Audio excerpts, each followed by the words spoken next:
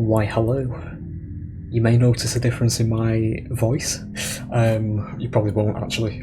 All well seasoned veterans of the game recording world will probably think I sound like absolute shit and it's a downgrade, but at the minute I'm trying to recreate what I sounded like on my stage 2 days with my mic. I don't know what settings I've switched on and things like that, but it sort of regressed. You may have noticed my voice just sort of cutting out and popping here and there.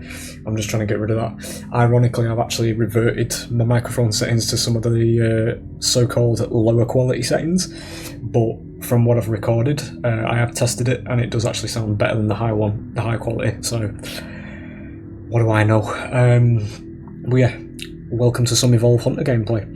This is going to be the video where I explain basically how I would fix the game from the Hunter perspective. We'll just boot this up as I normally did. We're going to be hunting an Eldercrack and I'm not going to change the monster this time. I am, however, going to change Carla because Carla's bot is very bad.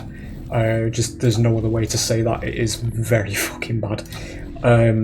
So we will put Cabot on there. No, we won't put Cabot actually because it's very... he is quite squishy. We'll put Sunny on because I do like Sunny. She's a bit of a cutie. We will put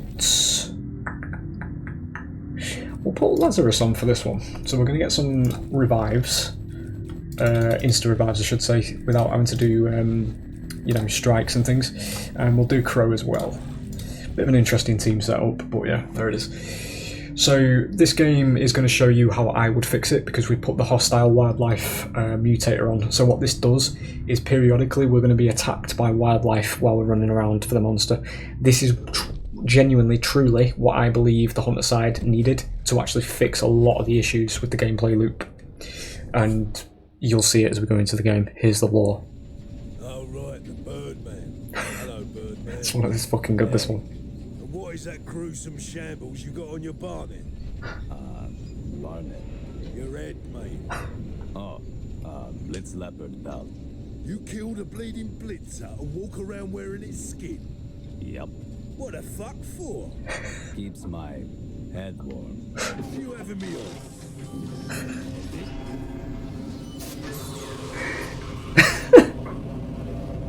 It gets me every time that... Oh, he's there, okay.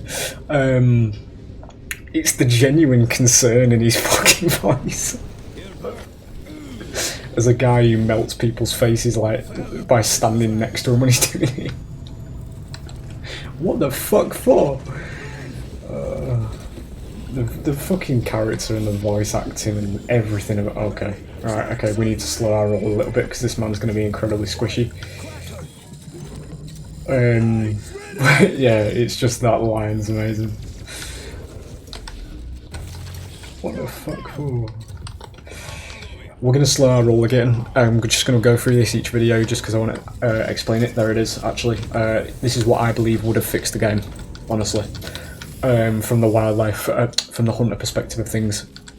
Just something to do, you see? See how it's more like akin to Left 4 Dead, in a sense?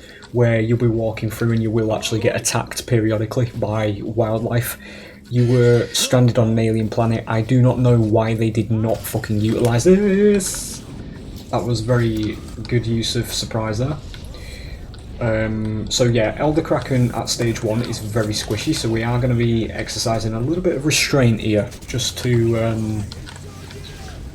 you know, get a bit more of a decent game out of it, because as I've said in my previous videos, you do, at stage 1, have to kind of babysit the monster AI, because it isn't the greatest. I'm just being completely honest when I say this. But once it does actually stage up, you do get a decent game on your hands.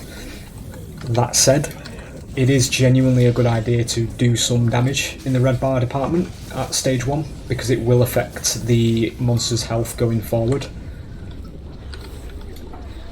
He appears to be having quite a bit of issues getting Lazarus down, and it is a target he does want to be prioritising actually. Ooh, shit.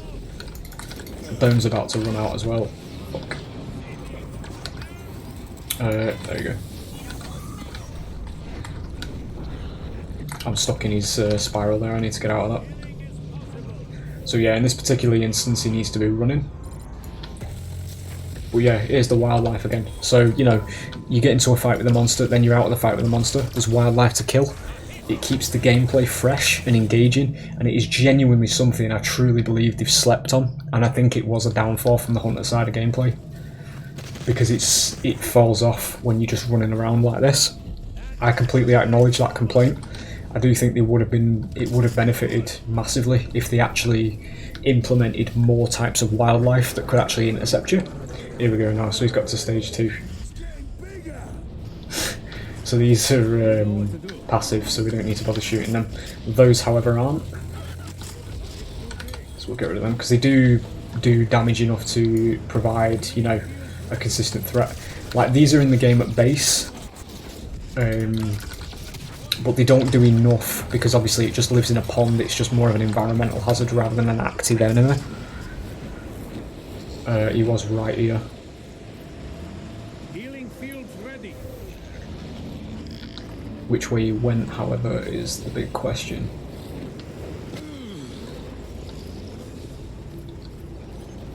I think some more running in here.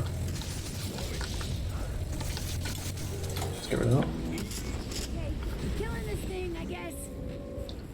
Kind of need Crow to use his tracking ability, because we have actually gone cold at this point.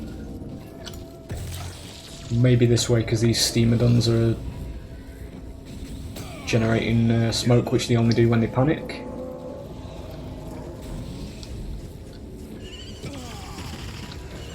Oh, right, okay, he's over this way.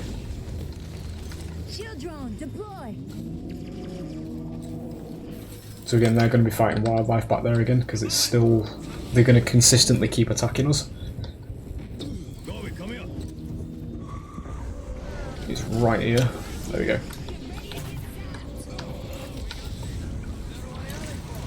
So the beauty about fighting Kraken as Hunter as well is that he is the biggest monster in the game.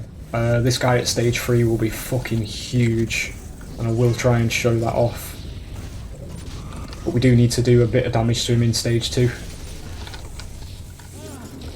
Laz does synergise quite well with Hyde, because the targets on the minigun, the targets and the minigun I should say, do synergise. So we are doing quite a bit of damage here. Oh fuck. Pop my shield.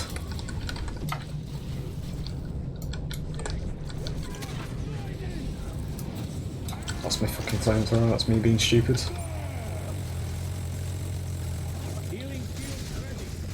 Kraken is the easiest monster to actually headshot, because his head's just sort of there. We're slowing our roll just a little bit here, just to make it a little bit more of a balanced experience. As I say, this is why we don't do Hunter videos usually. We're going to lay off completely, because I would like to showcase him at stage 3 though. Because even at stage 2 he's about the size of stage 3 Goliath at this point. Well, not quite, but he is close to it. These are actually passive, I don't know why I'm shooting friendly wildlife. Please say nothing when I've got a medic.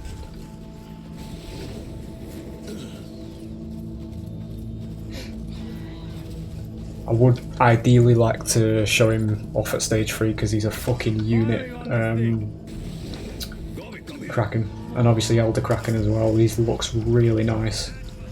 He's over there at the minute. That's footprints. I thought it was one of the mammoth birds. My boy's fighting again, and it's going to be his end. I suppose we won't get to stage 3 in this video then. He's going to get domed as well. Although he is actually going to kill Laz, I think.